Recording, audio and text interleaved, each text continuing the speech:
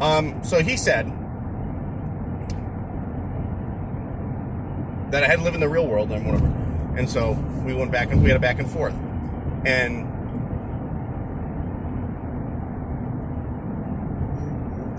pretty much what he responded to was something I didn't say. He was arguing against the point nobody made. And so I reiterated what I said. I explained why what I said made more sense than what the post was saying. And then I said, you're adding subtext to what I wrote. I said, here's a disclaimer for anyone reading this comment. You may not add subtext to what I say, because what I say is what I mean, and what I mean is exactly what I say. And then I said, Horton knows what I'm talking about.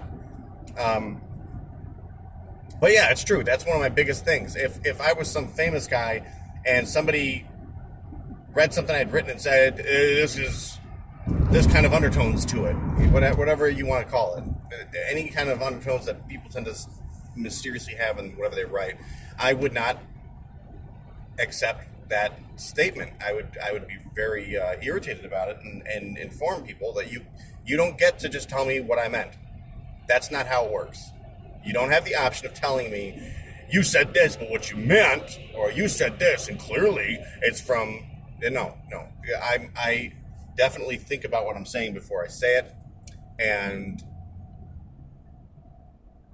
I tend to try and be really strategic about it. So I pointed that out to him when I said, you can't add subtext. If you're going to respond to me, you have to respond to what I said. Otherwise, you're wasting your time arguing with nobody. Guess what he did? He wasted his time arguing with nobody. He responded to like 10 different things that I did not say. Then he proceeded to call me a liberal, and he started talking about gun violence, and it just went on this big old tangent. I wrote back again, and I said, look, I think it's over between us. We had fun, and it was great, but you're not reading what I'm writing to you. You're just deciding I've said something I didn't say, and you're incorrect. And I said again, if we can agree to disagree, that's fine by me. I even said, I respect the fact that you have a different opinion. That's perfectly okay. And then I went back to that analogy of the back in my day, and I said, here's the reality of the situation. Somebody can say, back when I was a kid, this happened to me, and I turned out great. My father would beat us with a stick, and I turned out great. And I said, that's wonderful for you. If you are a great person in spite of that specific scenario, being beaten with a stick as a kid, and you're still a great person, it doesn't mean that it was okay that you were beaten with a stick.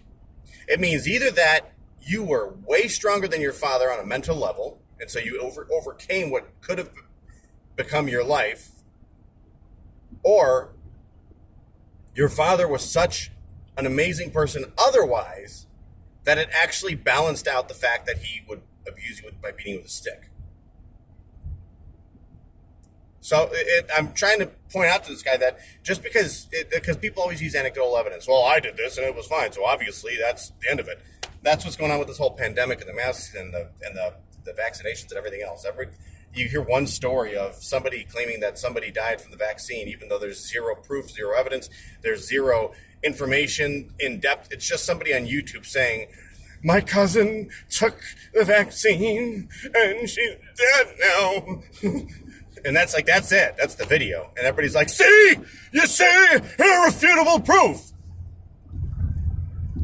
But the point I'm making is anecdotal evidence is crap. It means nothing. It doesn't prove anything. It's just that's what happened in your situation. There's things called outliers, anomalies, what have you. So I tried to point out to this guy that that's the case, that what he's trying to tell me works because it worked for him, didn't work for him because this thing works. It worked for him because either, like I said, his father was a great enough person otherwise outside of this scenario that it balanced it out, or he's just really strong on a mental level. So I'm actually providing compliments here at the same time because, like I said, the stick beating analogy. Your father gets a gigantic stick and just beats the crap out of you every day. you should end up feeling abused and having what do you call it, self-esteem issues when you grow up, and just one thing after another. But if you grow up and you don't, it doesn't magically mean that was a thing that worked. It doesn't magically mean that you've got the answers to the problem. It means you were strong enough to get through that, or some other thing caused it not to affect you the way that you would have thought it would. So he doesn't even acknowledge that statement, and he says something else. Someone else jumps in, and their question was, who? And I'm like, what?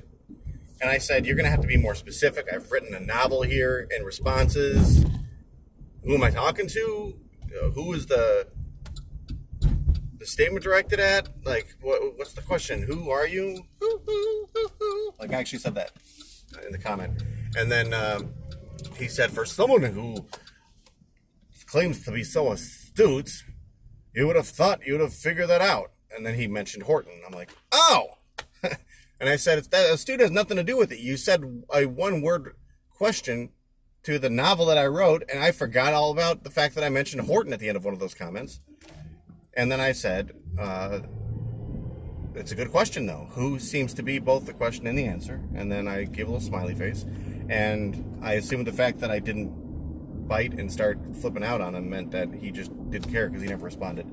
But that's how the whole thread would go, is that somebody would say something stupid that was clearly in an attempt to just elicit a more aggravated response, likely even just to troll me. But the problem is that I'm the one doing the trolling already. The whole thing was started as me trolling them, even though I believed in what I said.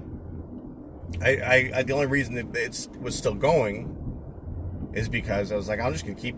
I even said to him loud and clear, I said, if you want to keep trolling and say things to me that are completely unrelated to what I've said, and then keep trying to respond to texts that has not been written on this page, that's fine. I'll keep responding to you. We'll have fun. It's a fun game. Then one other person came in and told me that I was displaying double standards, which I was not, and that I love to hear myself talk, which I do. And then they said, I'm probably not the first person to ever tell you this. And rather than biting on any of that, I just said that they were bringing back my old friend, the ad hominem attack. I haven't seen him in a while. It's been a few days since I got somebody pull that one on me. And I said, you're just insulting me, and the only thing that's telling me is that you're completely disinterested in having any kind of conversation about the subject that we were referring to. And so, I'm sorry, but I think we need to argue with other people. It's not you, it's me. And that's how I ended that. And the thing that I love about doing stuff like this is, like I said, I get to see. First of all, I'll argue points I don't believe in as well. So I learn more things about how other people respond to stuff. I watch how people react on social media, and just keyboard warriors are fun to mess with, especially if you can become one yourself and just feed in this frenzy of stuff that's going on. So I love doing that. It's my own little social experiment of just learning more about the interactions people have on Facebook and other things like that. And I've been pleasantly surprised to see that very, very large amount of people are liking the post and commenting and saying very well articulated and things like that. I've never, ever had that happen before doing one of these excursions of mine. So that had me feeling really good and awesome. I'm home. I made it home. I felt so awesome. I enjoyed it. Ian Judith, Jewy Steiny, huh? I loved it. It was awesome. And so it's still going on currently as we speak. Like, people are still look at my hand, my wrinkly hand. People are still commenting on the thing and saying that, like, you know, awesome. It's just these older people, the back in my day people, like every day or so, one of them responds and says something stupid, and I respond back, and I try to be respectful at first, and then they get stupid again, and then I'm like, all right, okay. And I said, you're literally responding to absolutely nothing that was written, and you can't do that with me, because I will call it out every single time. I will not just let it go. I will constantly point at the fact that you're responding to something that wasn't said. You're not even arguing with me. You're just talking about something that's going on in your brain. And so I'm looking forward to more of that on this particular post. But seems to have died down. I have not yet gotten an alert today, and I think it might be over. It might have been buried on the page, and it kind of makes me sad because it's not every day you get these really good. I love gum. Things to do on Facebook if you enjoy it. So I'm gonna go, and you have a good day.